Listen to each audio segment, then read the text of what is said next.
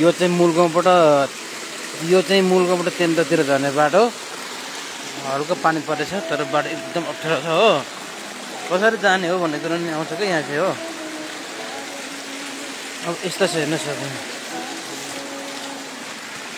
अब हामी जतिको मान्छे त अब यहाँ हिँड्नु एकदम गाह्रो हुन्छ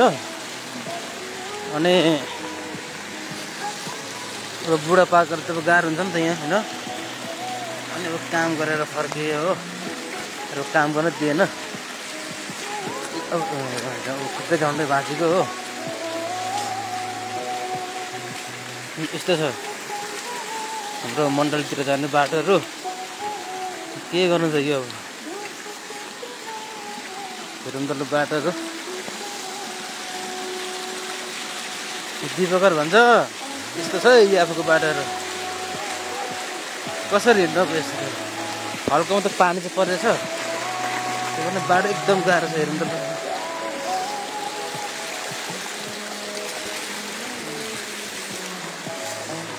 हेरौँ त ल कसरी हिँड्ने यो बाटोमा ए के विशर्म ओलीको रेल घर घरमा आइगयो नि त यो होइन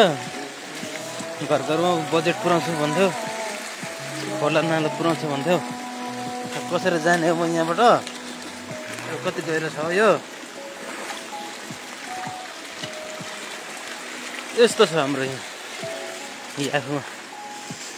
पछाडि हेर्दाखेरि यस्तो हो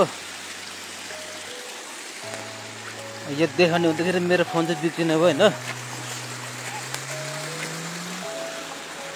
अब यस्तो रहेछ यहाँबाट कता जाने हो यो यस्तो जाँदैन है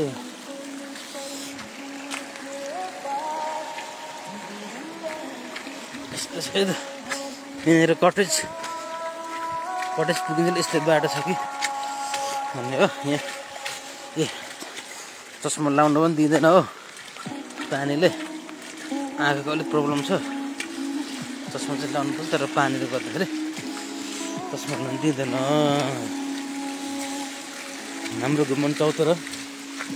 पानीले बगाउनु लागिरहेछ यस्तो भएपछि गाह्रो छ यस्तो छ है हाम्रो मण्डली चर्चाहरू अब वैशाख अझ जेठ 1 गते ल जेठ 1 गतेसम्म यस्तो बाटो भइसक्यो हो कहाँ बल खेल्नु जानु हो कहाँ हिमाल टिप्ने चाहिँ अहिले कहाँ छ यस्तो पानी जज मात्रै ल्याउनु बाँकी हो अनि यो त मेरो कलेजतिर जाँदैछ त यता चाहिँ जाँदैन रहेछ हो यहाँ मेरो कलेजतिर जाँदो रहेछ ए जाडो खतरा छ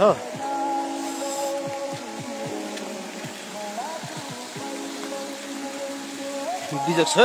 आफूमा अब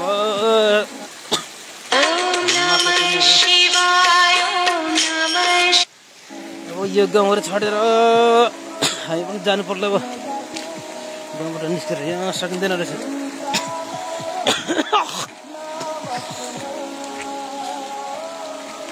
यता जाँदो रहेछ मेरो कलेज चाहिँ तल हो